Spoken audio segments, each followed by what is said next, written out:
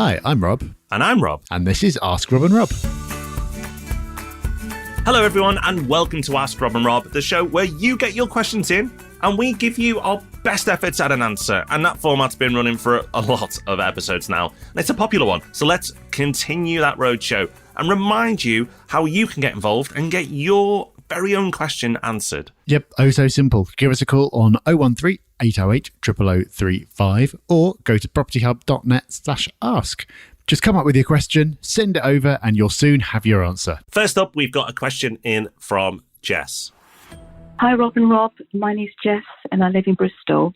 I've learned a lot from listening to your podcast. Thank you very much for sharing your tips and insights. I've got one question, and I wonder if you can help me, please. I saw a two-bed apartment in the prime location on the market at reduced price. The property requires cash buyer because of the cladding issue. The seller lives abroad and the estate agent has been chasing the management company for an update.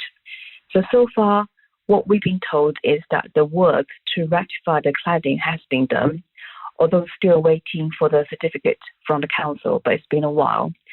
So my question is it risky to buy a flat without EWS1 certificate, but knowing the work has been done according to the management company, but without evidence or not being able to obtain the evidence? I would love to hear from your thoughts. Thank you very much. Thank you. Bye. So, Jess, is it risky to buy a flat without an EWS certificate with no evidence or being able to obtain the evidence? Yes, it is risky because you've been told they can't evidence what they've told you. So therefore it is an absolute risk. Now, it could be fine. I'm not saying that they don't have it. I, of course, have no idea.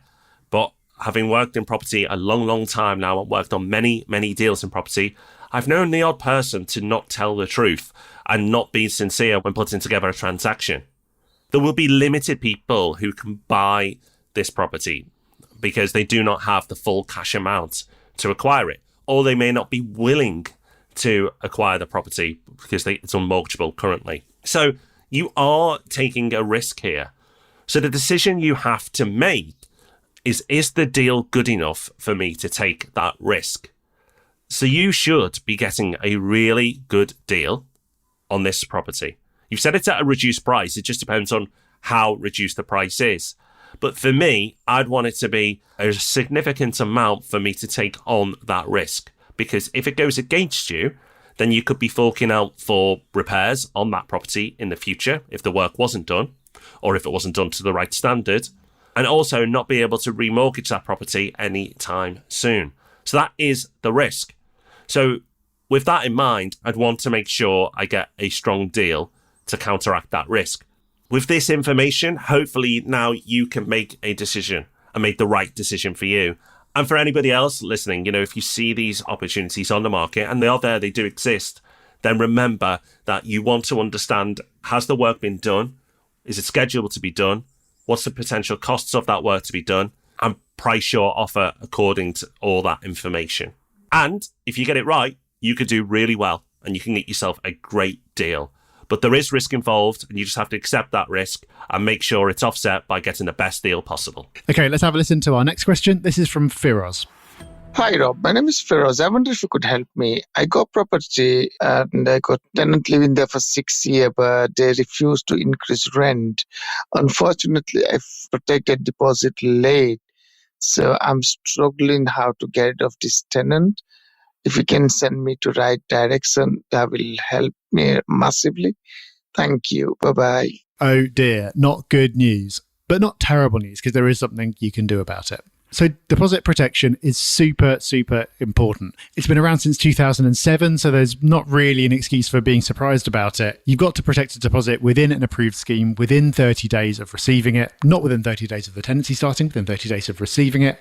Otherwise, it does store up problems for later on. As you were late protecting it, that does mean that you can't serve a valid Section 21 notice, which is what it sounds like you're trying to do, without first paying the deposit back. So that's the way to resolve this. You basically have to repay the deposit, and having done that and being able to prove it, you can then serve a valid Section 21. You can still make deductions from the deposit, But that's something that you're going to have to agree with the tenant. And it sounds like in the circumstances, it might be a little bit tricky to get them to agree to that, because that's something that you normally do at the end of a tenancy, and they don't want it to be the end of a tenancy. So they may not be the most agreeable. So that is the solution, but it may well be worth trying to get some help here. You haven't said that they're in rent arrears, which is good. It sounds like they're still paying the rent. It's just not as much as you would like. But it also sounds like you've had some kind of interaction with them that perhaps has not been the most constructive. And now you're finding out that you've got some challenges.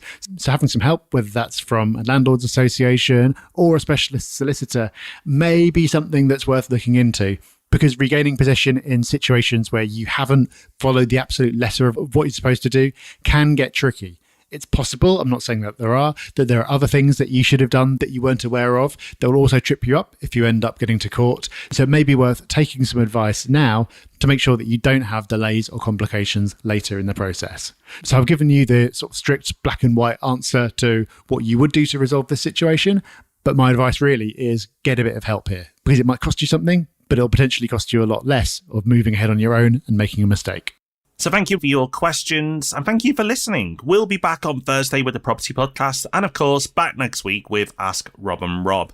So until then, take care, have fun, bye-bye. Bye-bye.